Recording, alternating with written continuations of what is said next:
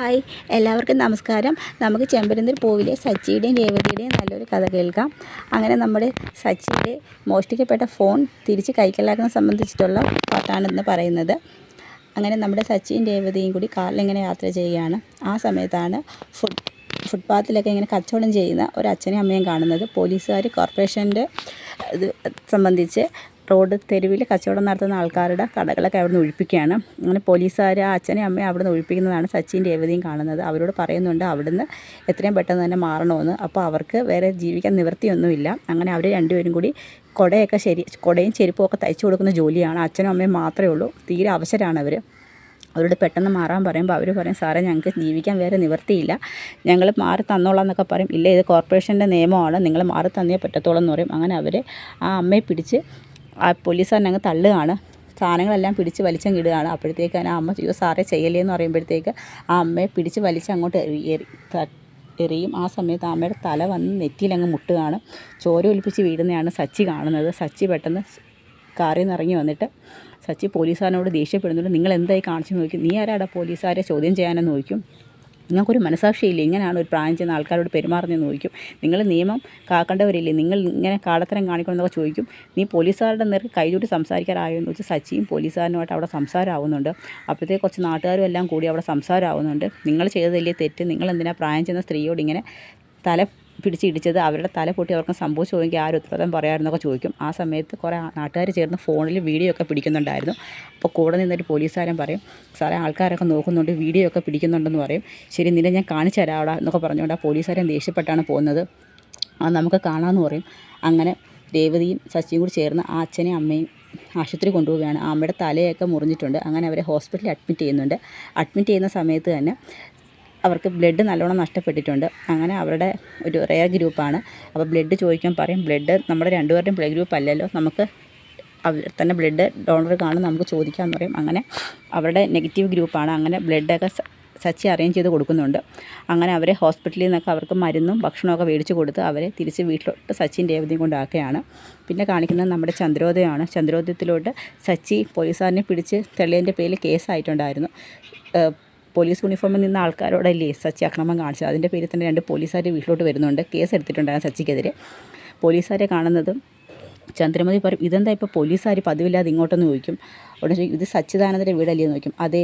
സച്ചി ആരാന്ന് ചോദിക്കും. എൻ്റെ മകനാന്ന് പറയും. ഓ ഓക്കെ, അവനെതിരെ കേസുണ്ടെന്ന് പറയും. ഓ, ഇവൻ ഇത്രയും കാലം കേസും കൂട്ടമായിട്ട് ഇനി പിന്നെയും നടക്കുവാണോ എന്ന് ചോദിക്കും. എന്താ കേസ്? അത് ഇവൻ പോലീസുകാരനെ നേരെ കൈ പൊക്കിയെന്ന് പറയും. ഓഹോ, ഇത്രയും നാൾ അവൻ നാട്ടുകാരുടെ നേരെയായിരുന്നു കൈ പൊക്കിക്കൊണ്ട് ചേർന്നത്, ഇപ്പോൾ പോലീസുകാരുടെ നേർക്കായോ എന്ന് ചോദിക്കും. ഉടനെ രവീന്ദ്രൻ അങ്ങോട്ട് വരികയാണ്. എന്താ സാർ, എന്താ പ്രശ്നം? സച്ചി ഇല്ലയെന്ന് ചോദിക്കും. സച്ചിയുണ്ട്, വിളിക്കാമെന്ന് പറയും. ചോദിക്കും, എന്താ സാറേ ഇവൻ പോലീസുകാരൻ്റെ നേർക്ക് കൈ ഊങ്ങിയെന്ന് പറഞ്ഞുകൊണ്ട് കേസുണ്ടെന്ന് പറയും. ഉടനെ പറയും, സാറേ അവനങ്ങനെ ചെയ്യത്തില്ല. പിന്നെ അവൻ ചെയ്യത്തില്ലയോ, അവൻ പോലീസുകാരൻ്റെ നേർക്ക് കൈ ഊങ്ങി, അവൻ ആരാ, അവൻ ഇവിടുത്തെ ദാതയോ എന്നൊക്കെ ചോദിച്ചുകൊണ്ട് പോലീസുകാരങ്ങ് ദേഷ്യപ്പെടുകയാണ്.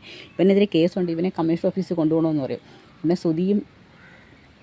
സച്ചി അങ്ങോട്ട്, സാറേ ഞാനൊരു തെറ്റും ചെയ്തിട്ടില്ല, ആ സാറാണ് വെറുതെ ഓരോ പ്രശ്നം ഉണ്ടാക്കിയെന്ന് പറയും.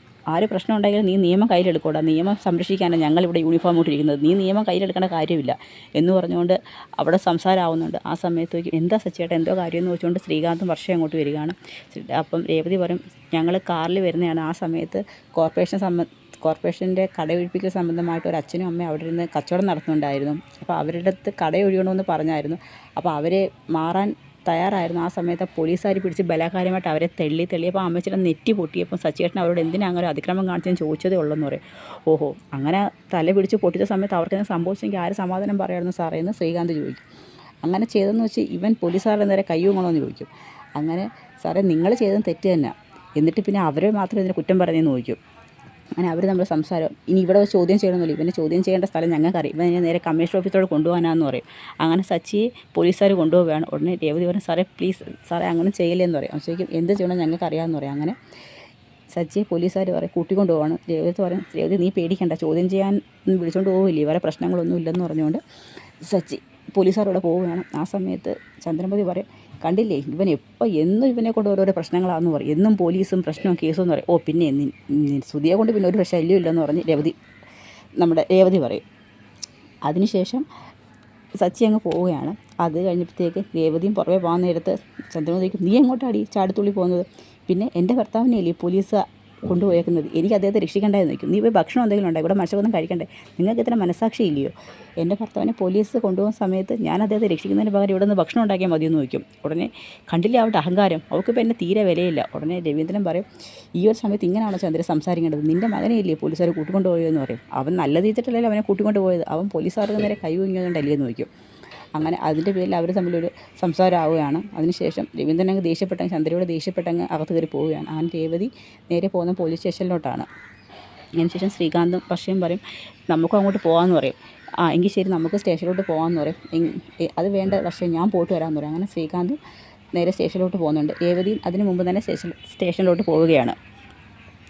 ആ സമയത്ത് സച്ചി അവിടെ നിൽക്കുകയാണ്. രേവതി സച്ചിയേട്ടാ എന്ന് പറയും. ഇല്ല, ഇതുവരെ കമ്മീഷണർ ഓഫീസിൽ കൊണ്ട് എത്തിയെന്നല്ലേ ഉള്ളൂ, പോലീസുകാർ വന്നിട്ട് സാറ് വന്നിട്ടില്ലെന്ന് പറയും. ആ സമയത്താണ് നമ്മുടെ ശ്രുതിയും കൂടി അങ്ങോട്ട് വരുന്നത്. അവർ 30 ലക്ഷം രൂപ വിശ്വനാഥന് കൊടുത്തതിൻ്റെ പേരിൽ ഒരു പറ്റിക്കപ്പെട്ട് പോയതിൻ്റെ പേരിൽ കേസ് അവിടെ കിടപ്പുണ്ട്. ഞങ്ങളുടെ 10 ലക്ഷം രൂപ, ഞങ്ങളുടെ 5 ലക്ഷം രൂപ വിശ്വനാഥൻ കബളിപ്പിക്കപ്പെടുത്തെന്ന് പറഞ്ഞുകൊണ്ട് ഒരു പരാതി കൊടുത്തിട്ടുണ്ടായിരുന്നു. ആ പരാതിയുടെ മേലിൽ എന്ത് ആക്ഷൻ എടുത്തെന്നറിയാൻ വേണ്ടിയാണ് നമ്മുടെ ശ്രുതിയും കൂടി ആ സ്റ്റേഷനിലൂടെ തന്നെയാണ് അവർ രണ്ടുപേരും വരുന്നത്. ഇവരവിടെ ചെല്ലുമ്പോൾ അവിടെ നമ്മുടെ രേവതിയും സച്ചി അവിടെ ഇരിക്കുന്നു. ഇവരെ കാണുന്നതും ശ്രുതി ചോദിക്കും, ഇവരെന്താ എവിടെ ഇരിക്കുന്നത്?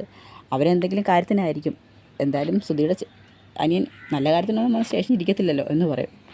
എന്നാലും എന്തായിരിക്കും എന്ന് പറയും. അതെന്തെങ്കിലും ആവട്ടെ, നമ്മൾ വന്ന കാര്യം നമ്മൾ അന്വേഷിച്ചാൽ മതിയെന്ന് ശ്രുതി പറയും. അപ്പോഴത്തേക്ക് പോലീസുകാരുടെ അടുത്ത് നിന്ന് സംസാരിക്കും. എന്തിനാ സാറേ അവനെ അറസ്റ്റ് ചെയ്തേന്ന് നോക്കും. അവൻ പോലീസുകാർക്ക് നേരെ കയ്യൂങ്ങിയെന്ന് പറയും. അപ്പോഴത്തേക്കാണ് നമ്മുടെ സച്ചിയും രേവതിയും ശ്രുതിയും കാണുന്നത്. ഓ, നിങ്ങളെന്താ ഇവിടെ എന്ന് ചോദിക്കും. ഞങ്ങൾ ആ വിശ്വനാഥൻ 30 ലക്ഷം ഞങ്ങളുടെ കയ്യിൽ നിന്ന് പൈസ മേടിച്ചുകൊണ്ട് പോയി, അപ്പോൾ അതിൻ്റെ പരാതി കൊടുത്തില്ല, അതിൻ്റെ വിവരം എന്തെങ്കിലും ഉണ്ടോ എന്ന് അറിയാനായിട്ട് വന്നതാന്ന് പറയും. ഓ, ആ കേസ് അന്വേഷിക്കാൻ വന്നതാണോ? അതെന്ന് പറയും. നിങ്ങളെന്താ ഇവിടെ? അപ്പോൾ ഇവൻ പോലീസുകാരനെതിരെ കയ്യൂങ്ങി, അതിൻ്റെ പേര് ഇവനെ പിടിച്ചോണ്ട് വന്നതെന്ന് പറയും. ഇപ്പോൾ കമ്മീഷണർ സാർ നേരിട്ട് ഒരു ചോദ്യം ചെയ്യാനെന്ന് പറയും. ഓ, അതാണോ എന്ന് പറയും. അല്ലെങ്കിൽ ഇവൻ പണ്ടേ പ്രശ്നക്കാരാന്ന് പറയും. എടാ കോട്ടക്കാരാ, നീ എൻ്റെ കയ്യിൽ നിന്ന് വല്ലതും മേടിക്കരുത്, മതി, ഇത് സ്റ്റേഷനാണ്, ഇവിടെ കൊണ്ട് കൂടുതൽ അഭ്യാസമൊന്നും കാണിക്കേണ്ടെന്ന് പോലീസുകാർ പറയും. അങ്ങനെ അവർ അതിൻ്റെ എന്താ നിങ്ങളുടെ കേസ്? അത് സാറേ ഇങ്ങനെ വിശ്വനാഥൻ എന്ന് പറഞ്ഞ ആൾ ഞങ്ങളുടെ കയ്യിൽ നിന്ന് 30 ലക്ഷം രൂപ പറ്റിച്ചുകൊണ്ട് പോയായിരുന്നു. ഇവരെന്നും പറ്റിക്കപ്പെടുന്ന ആൾക്കാരാ സാറേ, ഇതാരാ? ഇത് എൻ്റെ അനിയനാന്ന് പറയും. ഓഹോ, അങ്ങനെ പറയും. അയാൾക്കെതിരെ ഞങ്ങളൊരു പരാതി കൊടുത്തിട്ടുണ്ട്. ഞങ്ങൾ ക്ഷേത്രത്തിൽ വെച്ച് അയാൾക്ക് 5 ലക്ഷം രൂപ അഡ്വാൻസ് കൊടുത്തതിൻ്റെ CCTV വിഷ്വൽസൊക്കെ ഞങ്ങൾ കൊടുത്തിട്ടുണ്ടായിരുന്നു. അയാളുടെ ഫോട്ടോയും കൊടുത്തിട്ടുണ്ടായിരുന്നു. അയാളെക്കുറിച്ച് എന്തെങ്കിലും വിവരം കിട്ടുമെന്ന് അറിയാൻ വന്നതാന്ന് പറയും. ഇതുവരെ ഒന്നും കിട്ടിയിട്ടില്ല, ഞങ്ങൾ അന്വേഷിക്കുന്നുണ്ടെന്നൊക്കെ പറയും. ആ സമയത്ത് പോലീസുകാരുടെ അടുത്ത് ചെവി ചെന്നിട്ട് നമ്മുടെ ശ്രുതി എന്തോ പറയും. അത് കേൾക്കുന്ന പാടെ ശ്രുതിയെ പോലീസുകാരൻ അടിക്കുകയാണ്. ഉടനെ ശ്രുതി നോക്കുമ്പോൾ പോലീസുകാരനെ ശ്രുതിയെ അടിക്കുന്നതാണ് കാണുന്നത്. ഇതെന്താ ശ്രുതിയെ പോലീസുകാർ എന്താ സാറേ ഇത്? ഞങ്ങളൊരു പരാതി അന്വേഷിക്കാൻ വന്നതിൻ്റെ പേരിൽ എൻ്റെ ഭർത്താവിനെ എന്തിനാണ് നിങ്ങൾ അടിക്കുന്നത്? ഇവൻ എൻ്റെ ചെവി പറഞ്ഞ കാര്യം എന്തോന്ന് പറഞ്ഞാൽ ഇവനെ ചിലപ്പോൾ നിങ്ങളും അടിക്കുമെന്ന് പറയും. അങ്ങനെ എന്താ ശ്രുതി, എന്ത് മണ്ടത്തരോ ശ്രുതി ചെന്ന് അവരോട് പറഞ്ഞു നോക്കും. ഒന്നുമില്ല, പറഞ്ഞത് മണ്ടത്തരമാണെന്ന് ശ്രുതിക്ക് മനസ്സിലായി. അതുകൊണ്ട് തന്നെ ശ്രുതിക്ക് പോലീസുകാരുടെ കയ്യിൽ നിന്ന് അടി കിട്ടിയത്. അതിനുശേഷം ശ്രുതി പറയും, ശ്രുതി എന്തിനാ ഓരോ മണ്ടത്തരങ്ങളൊക്കെ ഇവിടെ വന്ന് പറയുന്നത്? നമ്മളിവിടെ വന്ന എന്തിനാ? കേസിൻ്റെ കാര്യം അന്വേഷിക്കാൻ വേണ്ടിയല്ലേ? ഇനിയെങ്കിലും ശ്രുതി ഇങ്ങനെയുള്ള വിഡ്ഢിത്തരങ്ങളൊന്നും പ്രവർത്തിക്കുകയും ചെയ്യരുതെന്ന് പറയും. ആ സമയത്താണ് നമ്മുടെ കമ്മീഷണർ അങ്ങോട്ട് വരുന്നത്. വന്നതിന് ശേഷം പറയും, എന്താടോ ഇതാരാ? അത് സാറേ ഇവനാ അന്നും ഒരു കോർപ്പറേഷനിൽ നിന്ന് കച്ചവടക്കാരെ ഒഴിപ്പിക്കുന്ന സംബന്ധിച്ച് ഞങ്ങൾ അന്വേഷിക്കാൻ പോയ സമയത്ത് ഇവൻ അല്ല സാറുമായിട്ട് സംസാരം ഉണ്ടായി, ആ കേസാണെന്ന് പറയും. ഓക്കെ എന്ന് പറയും. എന്തുവാടാ നീ പോലീസുകാർക്കെതിരെ കയ്യൂങ്ങാനൊക്കെ ആളായോ? നീ ആരാ ഇവിടുത്തെ ദാതയാണോ എന്നൊക്കെ ചോദിക്കും. സാറേ ഞാൻ ദാതയും ചട്ടമ്പി ഒന്നുമല്ല, ഞാനൊരു ടാക്സി ഡ്രൈവറാണ്. ഞാനും എൻ്റെ ഭാര്യയും കൂടി യാത്ര ചെയ്യുന്ന സമയത്ത് ആ അമ്മയോട് ഈ പോലീസുകാർ വളരെ നിഷ്ഠമായിട്ടാണ് പെരുമാറിയത്. തല വീണ് പൊട്ടി ഹോസ്പിറ്റലിലായിരുന്നു ആ അമ്മ. ഞങ്ങൾ ഹോസ്പിറ്റലിൽ കൊണ്ടുവരുന്നതായിരുന്നൊക്കെ അവിടെ നടന്ന കാര്യങ്ങളെല്ലാം സച്ചിയും രേവതിയും വിശദീകരിക്കുകയാണ്. ഇത് കേൾക്കുന്ന കമ്മീഷണർക്ക് സത്യം മനസ്സിലാവുന്നുണ്ട്. അപ്പം ട്രാഫിക്കിൽ നിന്ന് പോലീസുകാരനോട് സത്യം ചോദിക്കുമ്പോൾ പറയും, സാറേ ഇവൻ മനഃപൂർവ്വം പ്രശ്നങ്ങൾ ഉണ്ടാക്കിയെന്ന് പറയും. മതി, താനൊക്കെ നിയമം കാക്കേണ്ടവനാണ്, താനൊക്കെ എന്തിനാണ് ഇങ്ങനെയുള്ള അതിക്രമങ്ങൾ കാണിക്കുമെന്ന് നോക്കും. താൻ കാരണം ആ പാവം പിടിച്ച അമ്മയ്ക്ക് എന്തെങ്കിലും പറ്റിയിരുന്നെങ്കിൽ ആ ഒരു ഉത്തരവാദിത്തം പറയുമെന്ന് നോക്കും. അങ്ങനെ സച്ചി രേവതിയും ചെയ്തത് നന്മയാണെന്ന് തിരിച്ചറിയുന്ന കമ്മീഷണർ അവരെ തിരിച്ച് പോലീസ് സ്റ്റേഷനിൽ നിന്ന് വിട്ടയക്കുകയാണ്. അപ്പോൾ അവിടം വരെയാണ് നമ്മുടെ കഥ അവസാനിക്കുന്നത്. അപ്പോൾ ഇതിൻ്റെ ബാക്കി വിശേഷങ്ങളുമായി നാളെ കാണാം. എല്ലാവർക്കും വീഡിയോ ഇഷ്ടമായെങ്കിൽ ഒന്ന് സബ്സ്ക്രൈബ് ചെയ്യണേ. എല്ലാവർക്കും ഒരു നല്ല ദിവസം നേരുന്നു. നന്ദി.